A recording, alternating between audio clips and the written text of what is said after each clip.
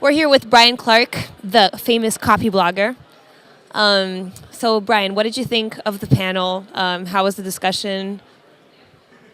I thought it was great. Peter Shankman is always brilliant about PR. He's got a great mind for getting attention in a way that's good for reporters, good for people. You know, he does it right. Lisa also had a lot to add, and I wasn't kidding when I said that we probably will, talk to her about doing some work for us, because we do everything pure online.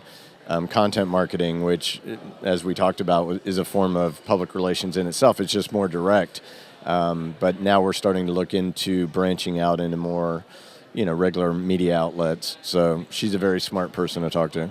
Peter Shankman said that online PR doesn't exist. There's just a way to kill your brand faster with a lot more people listening. What did you think about that? Well, I think what he's saying is that there's no distinction. There's good PR and there's bad PR, and so much of traditional PR is so bad that if you're going to go ahead and do that type of PR, that company-focused, me-focused instead of audience or journalist-focused stuff, yeah, it's going to spread fast that you are not worth paying attention to. Now, someone on Twitter asked a really interesting question. They wanted to know a little bit more about the value of traditional PR education in terms of digital PR, and if you think that's valuable and what kinds of skills you can acquire from that sort of background versus a more traditional or less traditional professional background. Well, I think you really figure out social media by doing it, by participating in it, and I made the point that the younger generation is basically living this. They're growing up with it, as opposed to us who kind of had to learn it and figure it out as it evolved.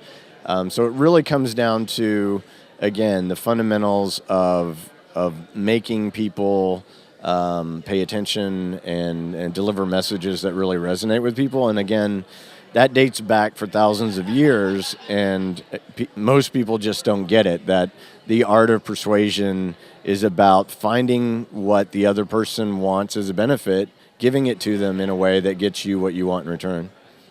Speaking of social media, how do you see digital PR and social media moving forward together? What do you think is the future for both of these disciplines tying in together? I just see that the people who do it well are going to have outsized gains. They're going to succeed at a higher rate. That hopefully a more general evening of the playing field happens, to where people are like, oh, right, it's not just about me and talking about what I want to talk about, kind of thing. But we'll see. There's been great PR practitioners offline for years, and it hasn't really helped the people who do it badly notice what to do. So we'll see. If you had three main takeaways from this panel that you think people from the conference and who weren't here should walk away with, what would they be? Number one is focus on a message that your ultimate prospect or reader, the person you're trying to reach, is interested in. Because if you're trying to attract the attention of a media outlet or a journalist who has that audience, that's what they're looking for as well. They're looking for a story that people want to read about, that's newsworthy and worth sharing. The second thing is make the job of the reporter, the blogger, whomever is a conduit for your message easier, rather than expecting them to bend over backwards for you.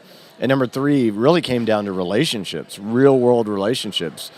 If you're going to establish a relationship with a reporter you want to cover you in the future, Peter pointed it out brilliantly, which was find out how you can help them first. Don't lead with the pitch. Everyone, whether you're a blogger or a reporter or whatever, when someone comes to me first with the pitch, it better be really damn good for me to pay attention. Most times it's not. But if I know you, in the future, I'll pay attention to most anything you say.